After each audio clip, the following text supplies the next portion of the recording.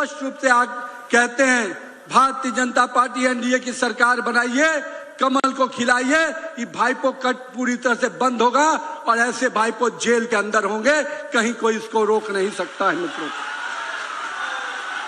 आज पूरे पश्चिम बंगाल के अपने मेरे युवा साथी जो पढ़ाई करते थे, मेहनत करते हैं, डिग्री लेते हैं और नौकरी के लिए जब जाते हैं तो उनको नौकरी में उनके सर्टिफिकेट को खारिज कर दिया जाता है और कहा जाता है मेरिट नहीं चलेगा, टीएमसी के सिंडिकेट में जो जाएगा उसको नौकरी मिलेगी। तो ऐसे सिंडिकेट को ही हम खत्म कर देंगे जो हमारे पश्चिम बंगाल के युवाओं को नौकरी से रोकता होगा। ऐसा सिंडिकेट नहीं चलने देंगे, ऐसे सिंडिकेट को समाप्त करने का काम हमारी भाजपा की सरकार आने वाले समय में करेगी। यहाँ के शिक्षा मंत्री काहे को तीर्थ यात्रा पे गए थे? आप सबको ध्यान में होगा 1600 करोड़ का घोटाला हुआ और यहाँ के पार्थ चटर्जी जी पूरी तरह से जिनके घर से 50 करोड़ रुपए निकले उनको निश्चित रूप से जेल जाना पड़ा और हमारे युवाओं का, हमारे छात्रों का भविष्य को जो अंधकार में लाने का काम किया उसको निश्चित रूप से सजा देने का काम आने वाले समय में हमारी सरकार करेगी। मित्रों, मैं आज टीएमसी के सभी नेताओं को और जो अड्डा पे गुंडागर्दी करते हैं, मैं उनको स्पष्ट रूप से चेतावनी देने आया हूं कि इस बार का चुनाव जनता लड़ रही है, इस बार का चुनाव जनता सड़क पर उतर चुकी है और मैं मानता हूं जब जनता सड़क पर उतर कर अपनी लड़ाई लड़ती है तो कोई गुंडा और छोटा भैया काम नहीं आता है, उसको जेल जाना पड़ेगा या घर में दुबकना पड़ेगा, क्योंकि पश्चिम बंगाल की जनता ने तय कर दिया है कि इस बार का चुनाव पश्चिम बंगाल की जनता लड़ेगी। बहुत दिनों तक मित्रों यहाँ का जो ये चुनाव है पश्चिम बंगाल का, ये दो विषय पर चुनाव है मित्रों।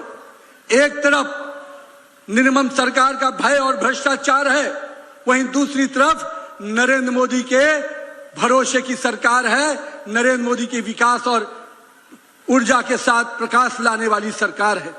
तो मित्रों, इस भय और भ्रष्टाचार को खत्म करना है और जो भरोसा यहाँ की जनता को, पश्चिम बंगाल की जनता को अपने नेता नरेंद्र मोदी पे है, निश्चित रूप से उस भरोसे पे कायम रहेंगे और उस भरोसे को पूरा करने का काम हमारी सरकार करेगी।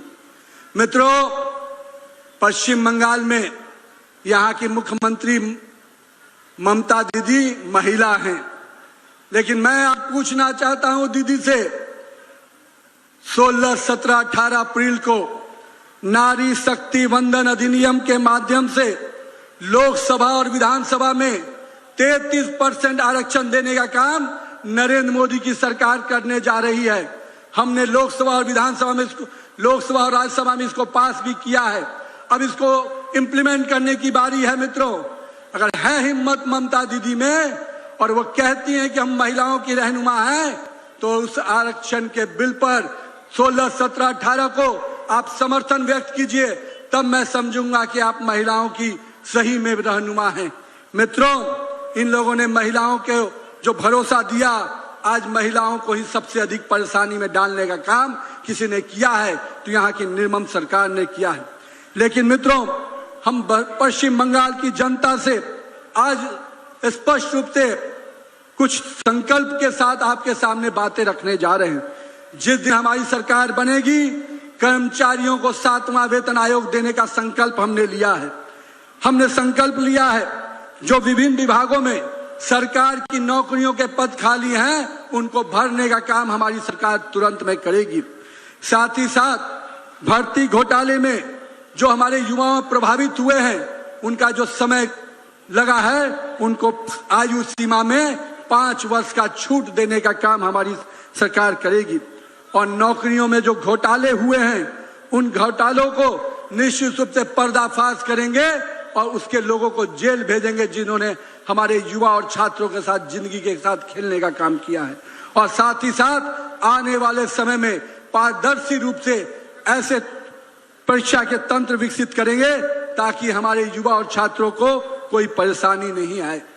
मित्रों, इसी पश्चिम बंगाल में चाय बागान के लिए लोग अपने रोजगार को एक पूरा पश्चिम बंगाल इसके लिए जाना जाता था। पर दुर्भाग्य है कि आज उत्तर बंगाल का ये इलाका चाय बागानों की पीड़ा से ग्रसित है और सबसे अधिक अन्याय किसी ने ममता दीदी की सरकार ने किया है तो चाय बागान के लोगों के साथ किया है। यहाँ के इकोनॉमी को पूरी तरह से तहस नहस करने का काम किया है। जो ये इलाका 3T के लिए जाना जाता था, टी, टूरिज्म और टिम्बर, इन तीनों से जो यहाँ व्यवसाय होते थे उसके माध्यम से यहाँ के लोगों का राजस्व और आर्थिक संपन्नता होती थी। ममता दीदी की निर्मम सरकार ने पूरी तरह से इसको नष्ट कर दिया और हमारे चाय बागान से लेकर पूरे इस क्षेत्र के लोगों को भुखमरी और कंगाली के द्वार पर छोड़ दिया है। लेकिन हम अपने यहाँ के लोगों से स्पष्ट रूप से ये विश्वास दिलाने आए हैं कि आने वाले समय में जिस प्रकार से अन्य राज्यों में हमारी सरकार ने, चाहे वो असम हो चाहे अन्य राज्यों में, चाय बागान के लोगों के साथ जो हम लोगों ने उनको आगे बढ़ाने का काम किया है, चाहे उनके शिक्षा के लिए हो, उनके स्वास्थ्य के लिए हो, उनके भूमि का स्वामित्व पट्टा देने का मामला हो या उनको स्वास्थ्य की दृष्टि से आयुष्मान भारत जैसी योजनाओं से जोड़ने का मामला हो, हम अपने चाय बागान के श्रमिकों का सम्मान भी करेंगे, उनके दैनिक वेतन में वृद्धि भी करेंगे और साथ ही साथ उनको एक अच्छा जीवन देने का संकल्प हम लोग लेते हैं।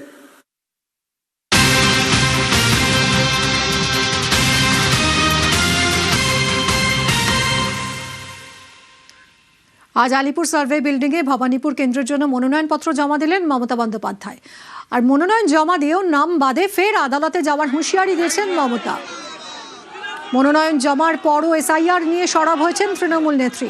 বহু নাম বাদ যাওয়ায় সরব তৃণমূল নেত্রী। মামলা করায় 32 লক্ষ নাম উঠেছে বলে দাবি মমতার। বাদ যাওয়া 27 লক্ষের ভোটাধিকারের দাবি ফের আদালতে যাওয়ার কথা জানিয়েছেন তৃণমূল নেত্রী।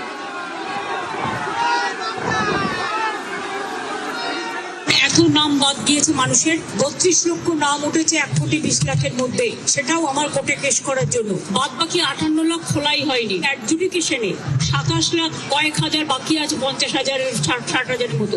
তাদের ভোটাধিকার দেওয়া উচিত বলে আমি মনে করি। পরে নাম তুলে কি হবে? তারা তো ভোটটা দিতে পারবে না। সুতরাং এটা তো সুপ্রিম কোর্টেরই অর্ডার ছিল, যারা অ্যাডজুডিকেশন আছে তারা জেনুইন ভোটার, ট্রিবিউনালে বাদ বাকি লোকেরা যাবেন এবং ট্রিবিউনালে সেটেলড হবে। তাহলে ফ্রোজেন করে দেওয়ার মানেটা কি? এটা আমার মাথায় ঢুকছে না। আমরা এটা নিয়ে আবার যাব, আবার বিচার চাই। কোনো বৈষম্য যেন না হয় বলে আবেদন। মনোনয়নের সময় অবজারভারকে আবেদন মমতার। Thank you so much ma'am. ঠিক আছে সবাই।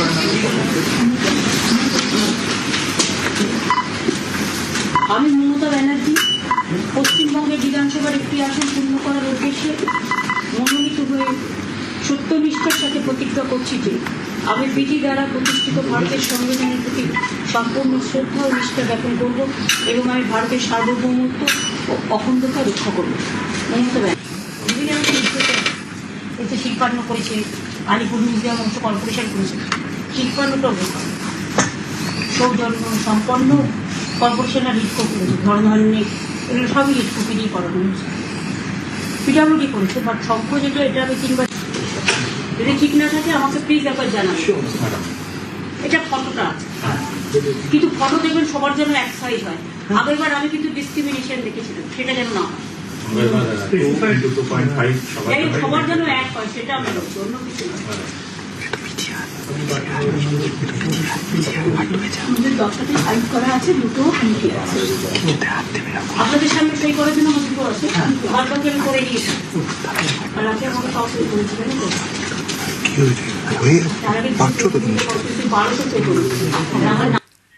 মমতার মনোনয়নে সম্প্রীতির বার্তা। ভবানীপুরের তৃণমূল প্রার্থী হিসেবে মনোনয়ন জমা দিলেন মমতা বন্দ্যোপাধ্যায়। কালীঘাট থেকে মিছিল করে আলিপুর সার্ভে বিল্ডিংয়ে মনোনয়ন জমা দেন তিনি। মনোনয়নেও ঐক্যের বার্তা। প্রস্তাবক হিসেবে বিভিন্ন ভাষা ধর্মের মানুষ। মনোনয়নে বার্তা ভবানীপুর মিনি ইন্ডিয়া। মমতার মনোনয়নে ছিলেন ভবানীপুরের কাউন্সিলর নেতারা।